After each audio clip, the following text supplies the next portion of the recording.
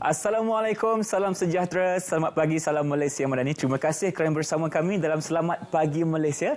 Hari ini edisi Khamis 4 Mei 2023 bersamaan dengan 13 Syawal 1444 Hijri.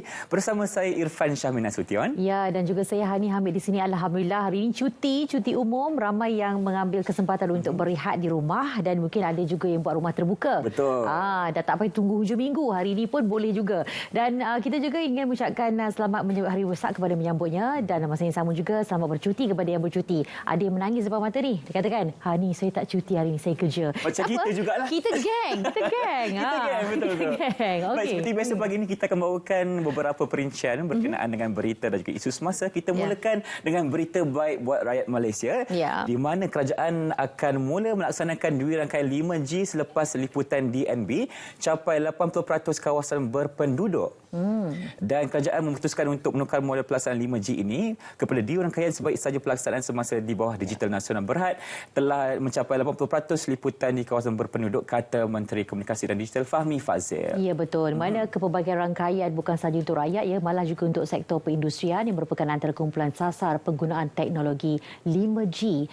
Dan mana Perdana Menteri sebelum ini mengarahkan plan pelaksanaan 5G disemak semula kerana tidak dilaksanakan secara terus oleh kerajaan sebelum ini dan ketiadaan proses tender sewajarnya. Okey, baik. Dan kita nak beralih kepada satu lagi perkembangan berita yang lain.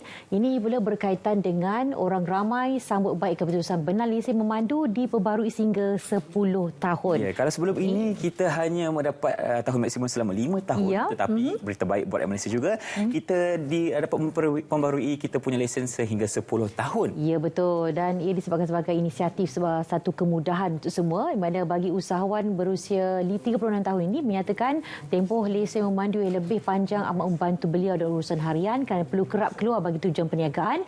Jadi ia memberi satu dampak yang positif kepada mereka dan kebanyakan majoriti bagi kita. Cuba itulah dia. Kita kena ingatlah, kena tahulah buat elam boleh tak 10 tahun akan datang. Kan?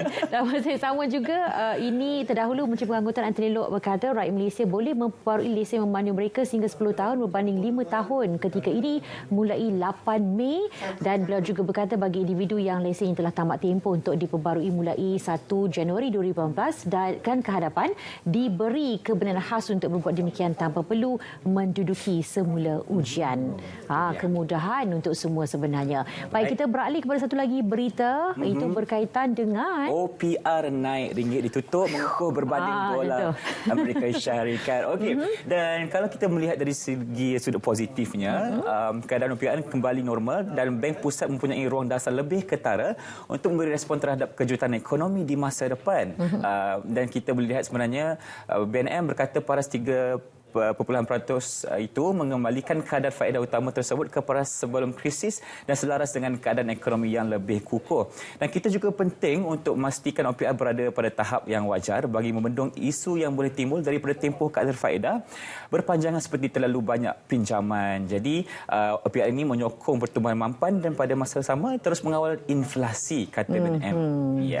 Okey, baik. Dan masa yang sama juga melihat kepada peningkatan OPR ini pasti ramai yang mengeluh juga. Tapi kalau diikutkan dari segi peratusannya nampak sedikit, jadi kita perlu pandai untuk mengurus aspek kewangan kita. Dan kalau ikutkan RM500,000 contohnya, kita akan membayar balik lebih kurang dalam RM85. Itu anggaran yang diberikan oleh pakar. Okey, jadi kita boleh buat perancang lebih awal berkaitan dengan kenaikan OPR ini. Okey, kita nak teruskan lagi dengan perkembangan berita yang lain pula. Ini berita berkaitan dengan aspek kesihatan negara kita, iaitu batuk kokol. KKM telah merekodkan 2 kematian dan telah mendapat 132 kes setakat April ini. Sebenarnya Hani, batuk kokol ini merupakan satu penyakit pernafasan yang mudah berjangkit melalui rongga dan juga hidung sebenarnya.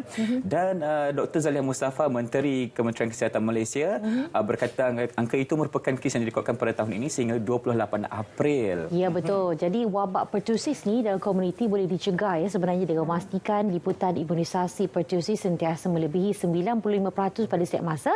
Jadi, imunisasi merupakan langkah pencegahan pertusis yang berkesan.